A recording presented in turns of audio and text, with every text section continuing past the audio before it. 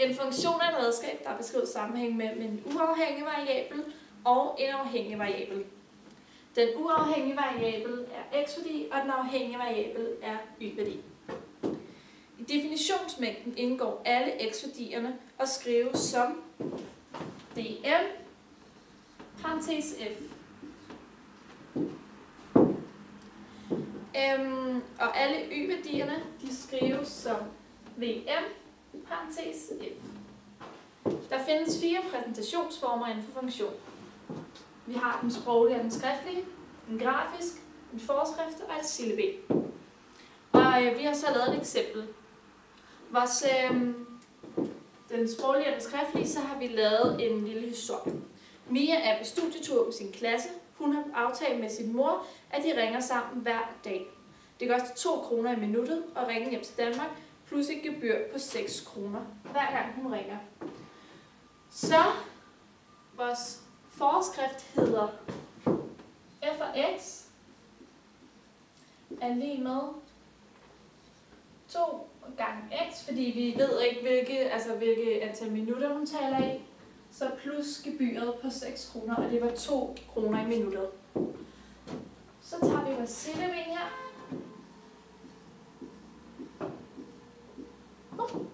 Så har vi vores x og d her. Og så er det egentlig lidt tilfældigt. Det er, hvis hun taler 1 minut, 2 minutter, 3 minutter, 4 minutter, 5 minutter eller 6 minutter. Og for at finde frem til de her værdier, som skal stå hernede, så siger vi 2 gange 1, fordi det er vores første tal. Det bliver altså 2 plus 6, det giver 8. Og så siger vi 2 gange 2, det giver 4. Plus 6, det giver 10. Så vi kan se, at den hele tiden stiger med 2, så kan vi jo regne ud her. Og som sagt skal der også sætte en grafisk repræsentation her. Så ser vi på x-værdierne her, der har vi 1, som går op til 8. Sætter vi et punkt her. 2, det er 10. 3, det er jo 12.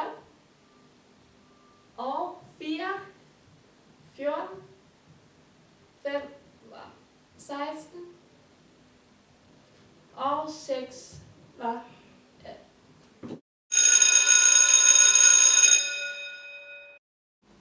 18. Jeg vil gerne fortælle lidt om lineære funktioner. Og for at finde forskriften for en lineær funktion, siger man y er lige med ax plus b. Jeg har her valgt, at punkterne skal være minus 3, minus 1 og 1,7.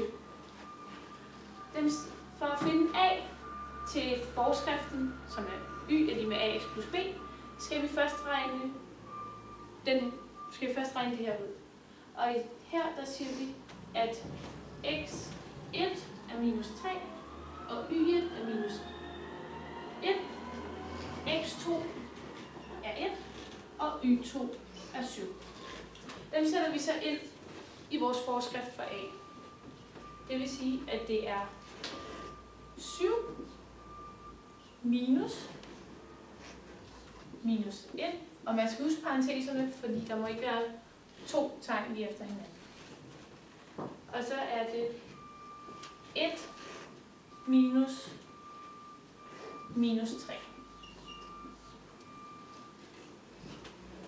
Når vi regner det ud og siger 7 minus 1 giver det 8.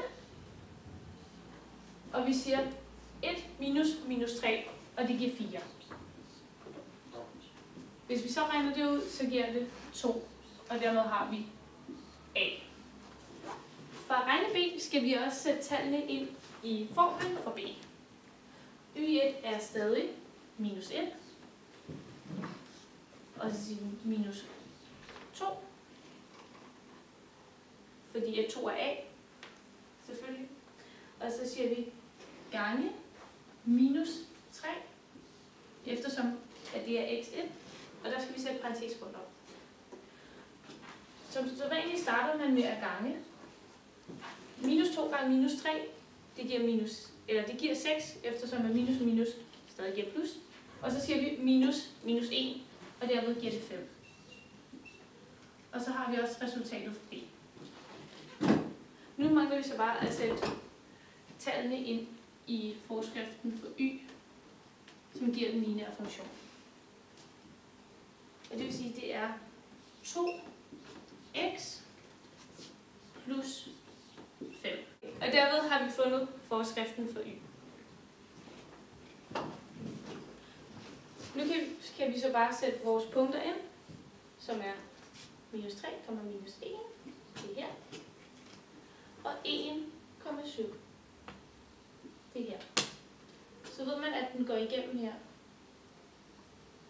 Som en regel for alle lineære funktioner, så er a, som her er 2, det er hældningen, og b er skæring med y-aksen. Nu når vi har tegnet vores funktion ind, så kan vi også se, at det bekræfter, at b er 5, og at hældningen er 2. Jeg vil gerne forklare lidt også om definitionsmængde og værdimængden. Definitionsmængden, som Christina sagde før, skrives dm parentes f og indeholder alle x-værdierne. Og værdimængden skrives vm parentes f og indeholder alle y-værdierne. Hvis vi skal lave et interval over definitionsmængden, som er alle x-værdierne, så tager vi den mindste x-værdi, som er minus 3. Og det er så i en lukket bolle. Og derved kan vi se, at vores hæfteklamme skal være lukket, når vi skriver minus 3. Så skal vi op til det højeste, eller til den højeste x-værdi, som her er 1. Og så skriver vi 1 her. Og fordi at den her er åben, skal vores hæfteklamme også være åben. Hvis vi så skal regne værdimængden, og vi tager y-værdierne, er det her minus 1. Og fordi bolden stadig er lukket, skal klammen også være lukket, når vi skriver minus 1. Så går vi hen og kigger på, hvor vores højeste y-værdi er, og det er her 7. Og fordi bolden er åben, skal vores hæfteklamme også være åben. For at finde forskriften for y er lig med ax plus b i GeoGebra, eller GeoGebra, som der også nogen kalder det, skal man starte med at trykke på nyt punkt. Derefter skal man indsætte punkterne, og det er minus 3, minus 1.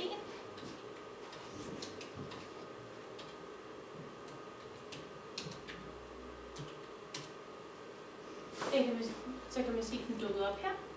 Og derefter skal man have punkt B, som er 1,7. Og det kan man så se dukket op her.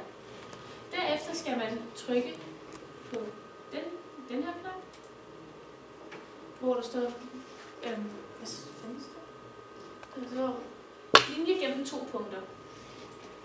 Derefter starter man med at trykke på punkt A, og derefter på punkt B. Så kommer der denne forskrift op. Så højreklikker man på den, op og ned og trykker linje, y er lige med ax plus b. Så kan man se, at at forskriften kommer op her. Og derved har du bestemt forskriften af at y er lige med 2x plus 5, som vi også fandt ud af tidligere på tavlen.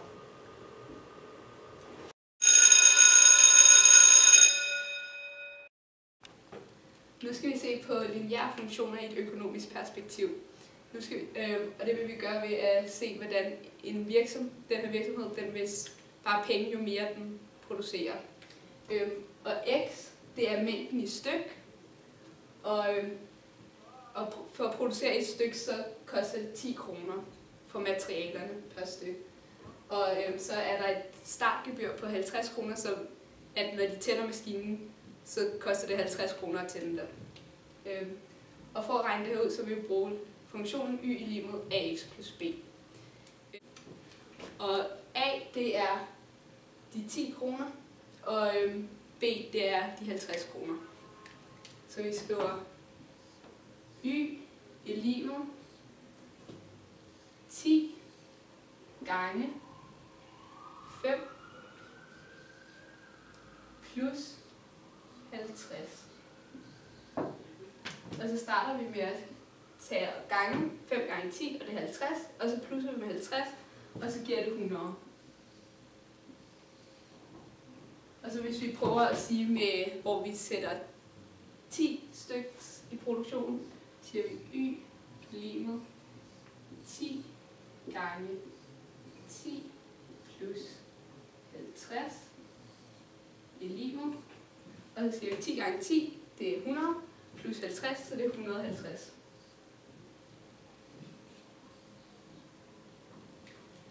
Og så kan vi sætte det ind i et koordinatsystem, hvor vi så har sagt, den første der sagde vi 5, og det gav så, at det vil være, prisen den vil være 100 kroner. Ja. Og den anden der sagde vi, at 10 styks, og så vil det give 150 kroner. Så der er et punkt her. Og så kan vi lige prøve at sige, hvis vi vil producere 30 styks, så kan vi sige y er lig med 10 gange 30 plus 50. Og 10 gange 30 det er 300 plus 50 det er 350. Og så kan vi så også sætte den ind. 30 til 350. Og så sætter vi kan vi sætte en streg igennem her.